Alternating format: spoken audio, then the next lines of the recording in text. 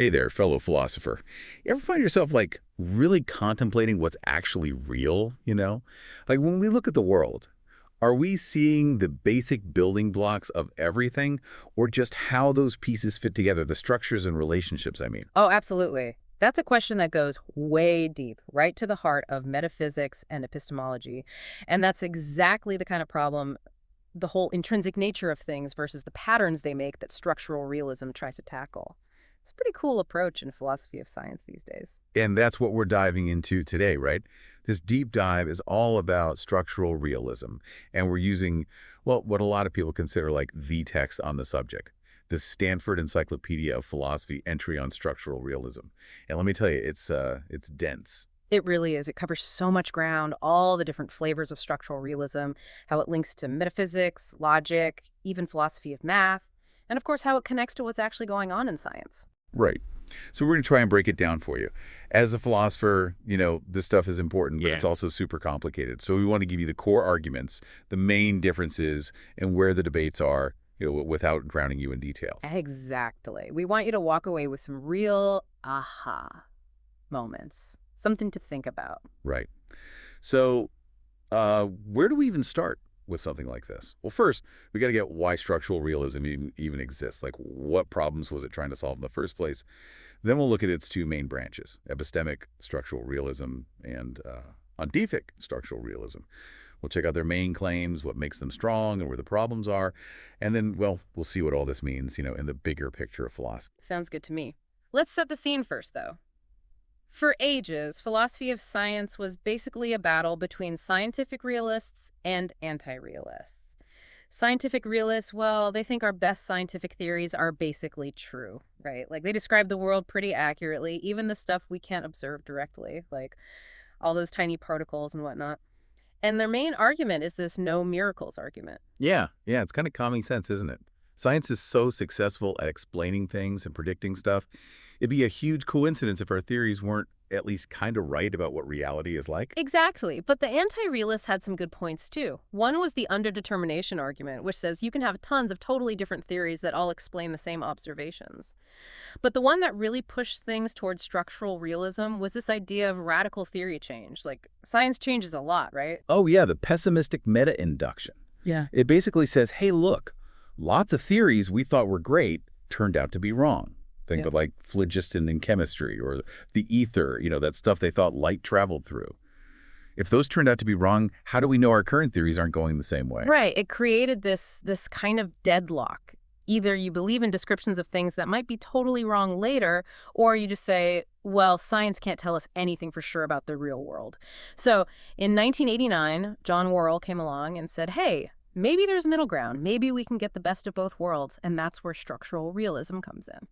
So how did he try to fix this whole mess? Well, he looked at some big changes in scientific theories, like the shift from Fresnel's theory of light with the ether and all that to Maxwell's theory of electromagnetism. Huh. And he saw that, yeah, the basic things they were talking about were totally different, like a physical substance for light versus electromagnetic fields.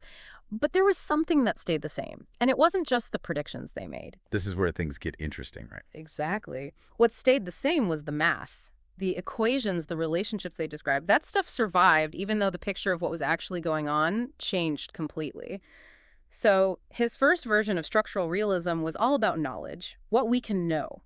He said, maybe we should focus on the math, the structure of our theories, instead of worrying about what those unobservable things actually are. So we can be realists about the structure, the way things are organized, but we don't have to say what those things actually are made of. Right. That's the heart of epistemic structural realism.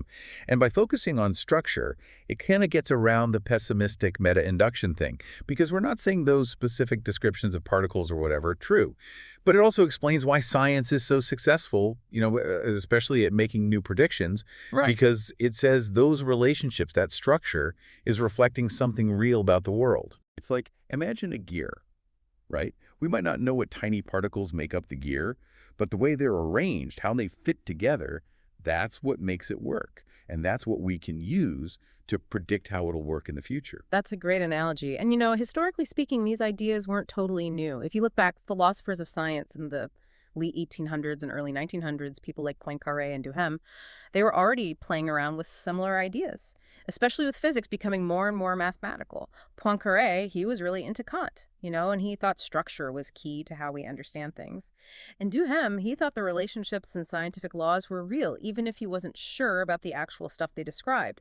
So Worrell was kind of building on those earlier ideas, giving them a more modern spin. Okay, so we've got the motivation, why structural realism even came about.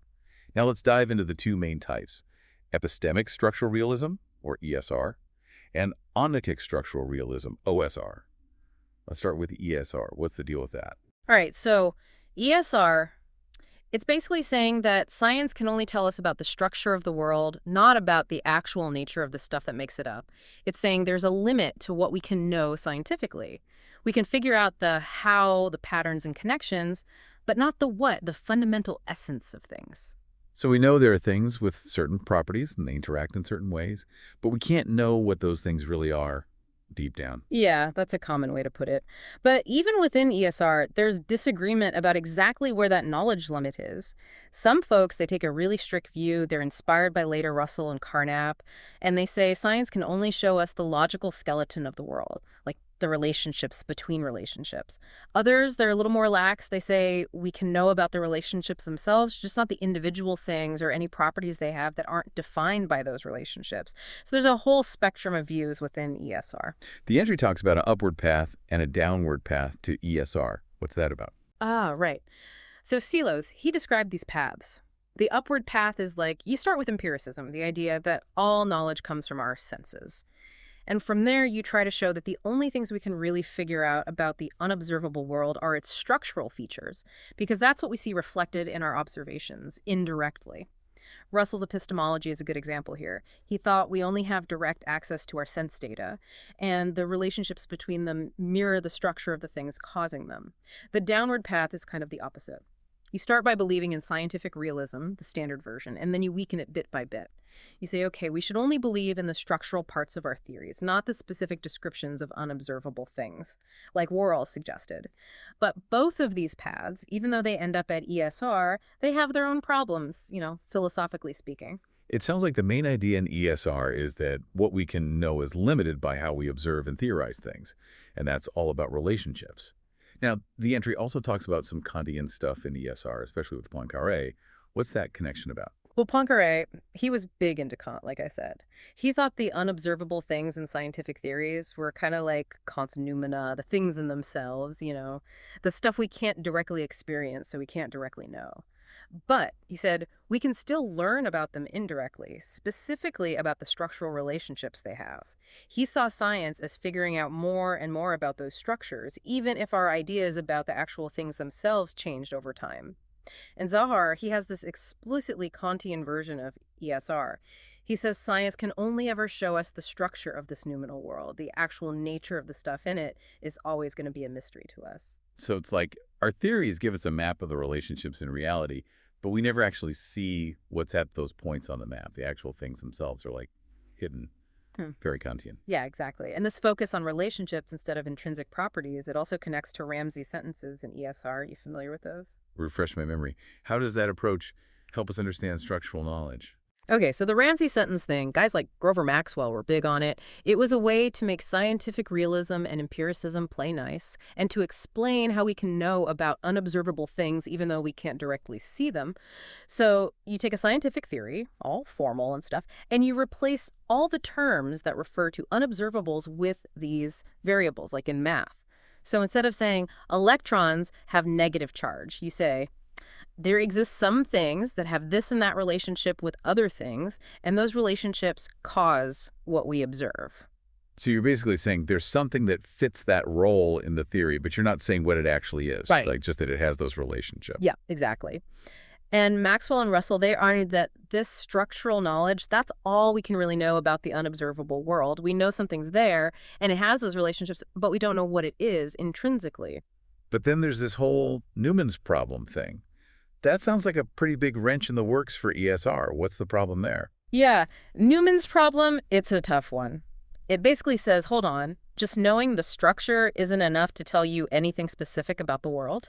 It was first brought up in 1928, And it challenges this whole idea that structural knowledge, like what you get from a Ramsey sentence, gives you real information about the unobservable stuff. The problem is, just knowing the structure of a bunch of things doesn't tell you what those things are.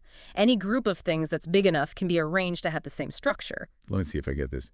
If your theory just says there are like three things, and they're related in a certain way, say A causes B, and B causes C, that could be true for a bunch of different things, right? It doesn't tell you what A, B, and C actually are. Oh, exactly. Demopoulos and Friedman, they really went to town on this objection. They said, look, if all we know is the truth of the Ramsey sentence, then it's basically just saying the theory is consistent, its observations are true, and we know how many unobservable things there are. That's not much.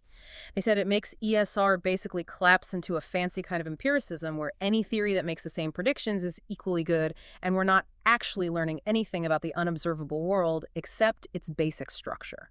Ouch, that's gotta hurt. But the entry mentions some ways to get around Newman's problem, right? Something about mixed predicates and intentional notions. Yeah, some folks try to defend Ramsey sentences by saying, hey, we can keep some terms that apply to both observable and unobservable stuff, like spatial or temporal properties. They say that by keeping some direct links between what we can observe and what we can't, the structural description becomes more specific, and you avoid that whole permutation argument that Newman uses. Others say, let's add in some intentional stuff, like how natural a structure is or how important it is causally. They think that helps us pick out the right structure, even if there are other structures that look the same mathematically. But, those responses have their own problems, too. Some argue they don't really solve the core issue. Lady Harcum, for example, he says even with those tweaks, epistemic structural realism can't deal with the fact that what we think exists changes radically when scientific theories change. So ESR is interesting, but maybe not a perfect solution. That brings us to onoctic structural realism, OSR. How is that different from ESR? Okay, so OSR, this is where things get really wild. ESR is all about what we can know, but OSR is about what's actually real. It says structure and relationships, those aren't just what we can know, they're the most fundamental things in reality. It puts structure ahead of individual objects and their properties. Whoa, so it's not just that we can only see the structure, it's that reality-ias structure deep down. Yeah. That's a pretty big shift. It is, and a lot of the motivation for OSR comes from modern physics, especially quantum mechanics and space-time stuff. Like, think about quantum statistics. They mess with the whole idea of individual particles, right? Or quantum entanglement, how things are connected even when they're far apart. And math is so important in our best physics theories, expressing all these symmetries and relationships, that it makes some philosophers think maybe structure is more basic than the things that have it. It's like flipping our usual way of thinking. We usually think of things as existing first and then having relationships, but OSR puts relationships first. Totally. The Stanford entry talks about a bunch of different versions of OSR, some crazier than others. The most extreme one is eliminativism. It says there are no individual things at all, just structure. No things, just relationships, but nothing for them to relate. That's hard to wrap my head around. Yeah, it is, and it has problems, of course. Like, how can you have relationships without things to be related? Sillos and Van Frassen, they argue that eliminative OSR mixes up abstract mathematical structures with actual physical reality. But guys like French, they defend it. They say what we see as individual things might actually be emergent. They come from the underlying structure somehow. Okay, that's getting pretty deep. What are some of the other, maybe less intense versions of OSR? Well, another big idea is that some basic relationships don't depend on the things that are related, like quantum entanglement. That's the classic example. Those correlations between entangled particles, they seem to be fundamental. They're not just because the particles themselves have certain properties. This challenges those traditional ideas like Humean supervenience, which says everything in the world is just a bunch of local facts and everything else depends on those facts. Maudlin, he says, entanglement shows the world isn't just a bunch of separate independent things with their own properties. So quantum mechanics is saying things are connected in a way that can't be explained by just looking at the things themselves. The connection itself is important. Exactly. Then there's this idea that maybe things don't have intrinsic natures at all. Like, all objects of the same type are exactly the same, and the only thing that makes them different is how they're related to other things. This connects to the principle of identity of indiscernibles, that two things can't be different if they have all the same properties.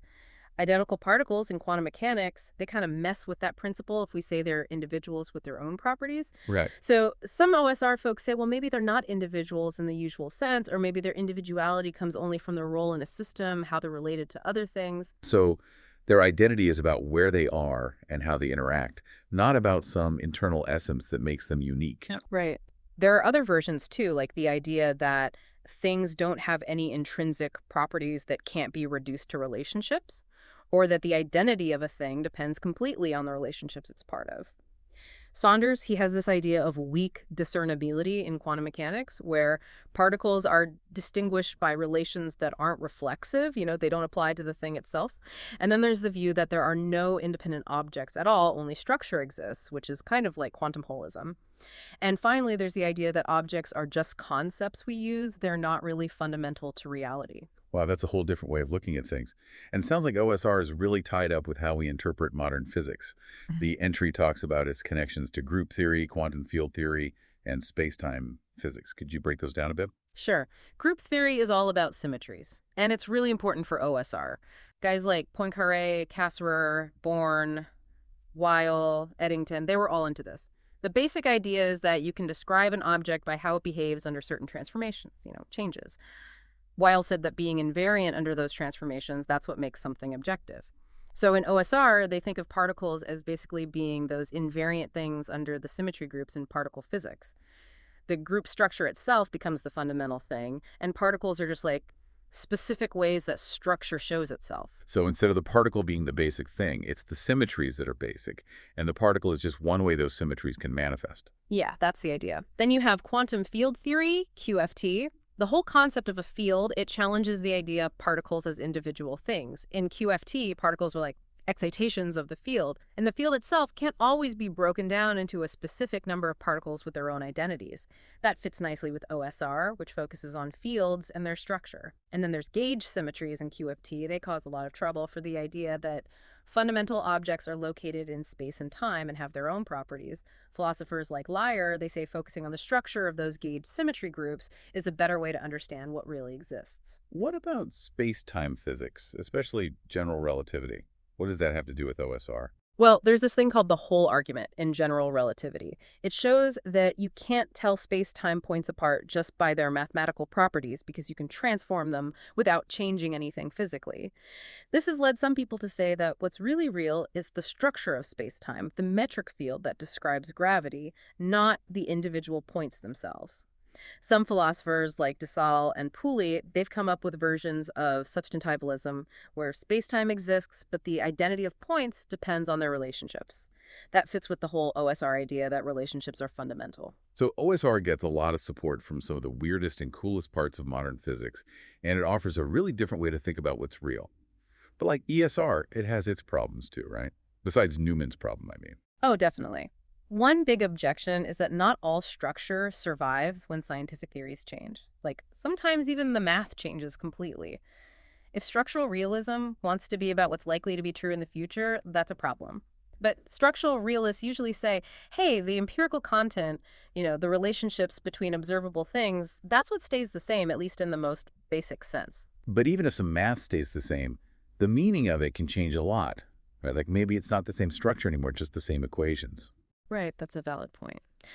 Another big criticism, especially for OSR, is that it's not really a fully developed metaphysics. People like Silos, early on, they said OSR just says structure is important, but it doesn't really say what structure IS or how it connects to our everyday experience. There's been more work on OSR since then, but it still needs more fleshing out.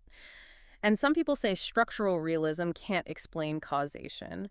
Usually we think of causation as things interacting and changing each other, and it's not clear how that works if structure is the most fundamental thing.